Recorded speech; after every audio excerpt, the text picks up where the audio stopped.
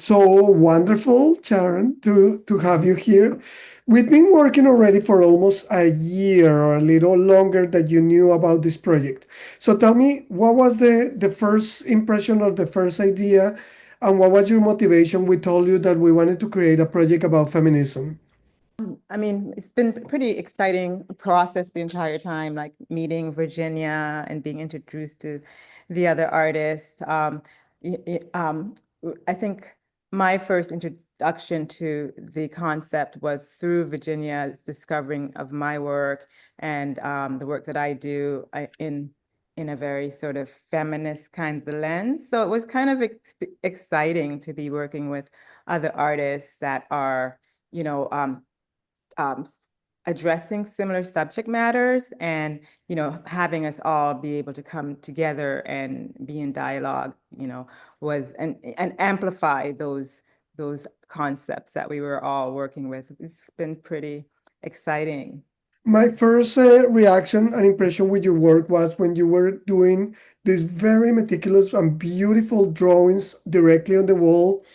That I think that was done with charcoal and using your fingers. So most of my work, my charcoal work, like the drawings that I do, my initial drawing began actually as just a very intuitive ink on paper drawing. And so those are the marks that I normally make. And a lot of those marks inspire like the most of the other work, the derivative works that I make. Like my initial drawings were like on ink on paper. I have done large drawings, of it of the mark. In and it went back to grad undergraduate discovering the line and in my mind making a connection between the line, the curly line, and Black identity. And so and then initially when I was making those marks too, I was very concerned about the quality of the line because I didn't want the line to read as thread or other fiber. I really wanted to be anchored in Afro hair, very specific. Um, so that's really like my love affair about the line, and also it being this material that can be abstracted. So right now, even though I no longer create figurative work, that line is still representative of the figure. This was the work and the video that we had when you were the project that you sent to Mexico. So it's a video that it was supposed to be looping. It's only a few seconds, and it changes the image very quickly. So I'm going to put it, and then you can tell us what it is about.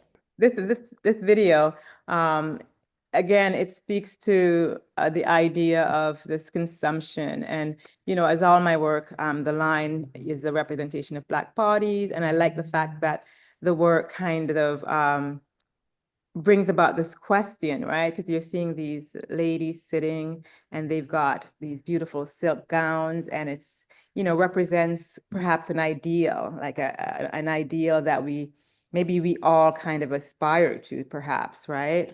So, what does it mean when you see the curly mark, which represents Black bodies or, African bodies, um, juxtaposed in this way? And so for me, I like that you are forced to sort of confront the image of what's happening, and perhaps also when I think about curly lines and hair, we bring it back to our own body. So as the viewer, you can kind of like perhaps connect things, or at least maybe ask questions of things like when I see this image and I think about the spoils of silk and at the time that these images were created, and what was the cost. So I think the work and presenting this work is meant to talk about that or to reflect on that. What do you think it's happening? Because that's probably one of the our biggest interests in this exhibition is to create a statement of what it is happening in the world. I had the feeling, and I think we all had that feeling that we were doing better in the world, and all of a sudden we see that there is still a lot of discrimination. There is racism. There is attack to women rights. There is attack to people of the LGBTQ, to all the minorities, to BIPOC community, to immigrants. And we feel like we are almost going backwards, or in certain places, there is this backwards tendency. So what do you think is what we can achieve by making this type of exhibitions? Yeah, I feel like my work is like that image, for instance, talks about perhaps maybe also how we're implicated, how we're all implicated in these kind of systems, like in various levels, right? So when you look at these, for instance, that image that we had up, and it's this beautiful image, and it's, you know, and we think about, okay, what is it that when we start to unpack that, you know, what is it that makes this thing beautiful, you know? And we start, I think the work allows us perhaps to maybe not be passive acceptance of things and to question things. And I think that's where things begin to change, you know, within like the work, for instance, speaking about the work, you know, allows for people to present rebuttals. But when you see the work is presented, it seduces you, and how you negotiate your way out of that work is the space where you get to think about those things, like your relationship to this beautiful image, your relationship to it being not my hair, but your hair, you know, so your relationship to others, you know, your relationship to class, you know, and how you maintain, or how you kind of deconstruct those systems. So that's what I think about when I'm thinking about this time and what's happening, and, you know, are we going backwards? You know, and I think a lot of it is that we don't understand perhaps fully how we benefit from these systems. Hmm. I'm sharing again here the screen because this was one of the most uh, eye-choking pieces from the ones that you submitted. This one, we don't see it really in the image, but in the background is almost like a mirror effect because when I was seeing the image, I could see my eyes in the reflection in the background, and then the meticulous line again following the trace and the pattern of the image. So can you tell us a little bit about this one? So this one is really, really kind of creeping away, you know, in terms of my experience in the world as a Black woman when I discover certain things, right? So those those cut negative spaces that are etched out of the paper is the scars of Gordon, the enslaved African. So I traced all the scars on his back, and that became material, decorative material, to be used in on this image. So then, so those marks, so the back, if you look, you'll see that his back is like is now a part of the image. And then Mhm. behind that, I have like the reflective part, the reflective surface where you can kind of, you know, where it brings the viewer into this piece, even just a little, like, you know, perhaps like as you were saying, looking and seeing yourself being looked at. And then, you know, of course, this very colonial-esque image of a mother and those things that we can all relate to. We were just talking about the possibility that you might go into Brazil. You know that the project is continuing. And next year we are going to be doing projects and talking about LGBTQ rights. So if you have the possibility to go to Brazil, what would you be doing in Brazil? What do you expect to be able to achieve there?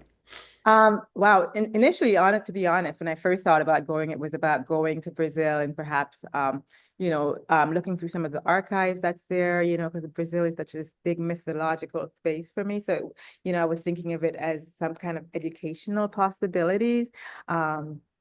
Where I could look through the archive in our conversations as of, you know, the idea of doing that vinyl installation would be lovely, you know, or even a drawing. I mean, I'm always up to those kinds of things.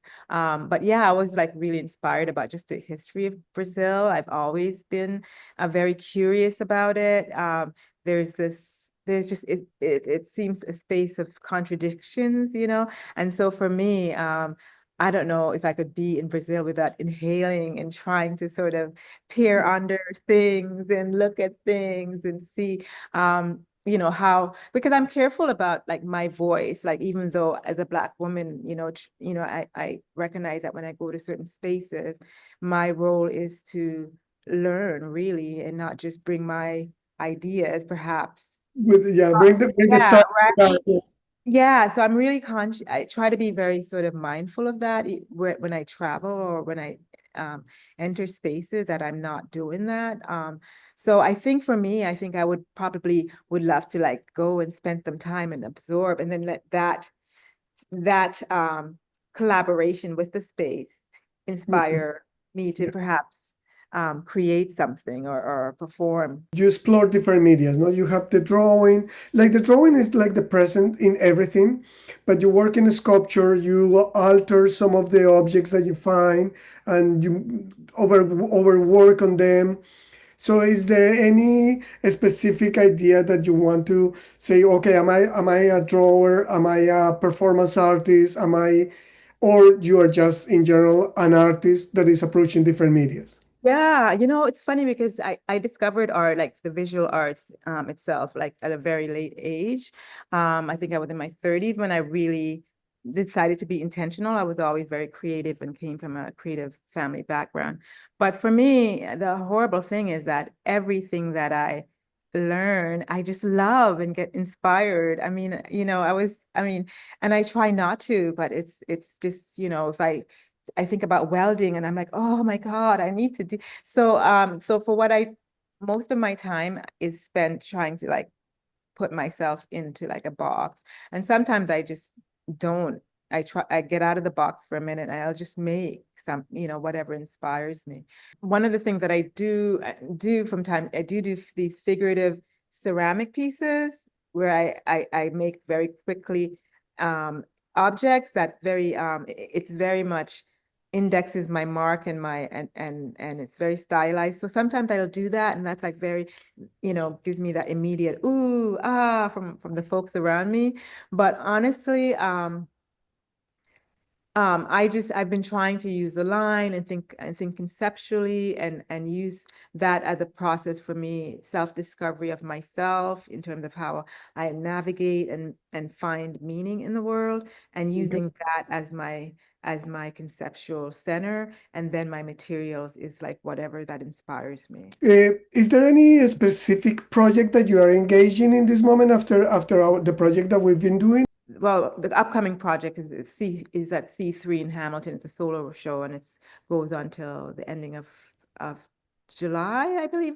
I Okay. believe so it's running concurrently with our exhibition. And I've got, I think, a project in the late fall at the Alabama Contemporary that's going to talk about, you know, the similar colonial kind of conversation. And yeah, and I'm also at the Nepal Mhm. residency in November. November. I'm really excited about that. I've been taking French lessons. Cool. It's been wonderful talking to you, Sharon. I really have enjoyed working with you over this year, and the exhibitions have been amazing.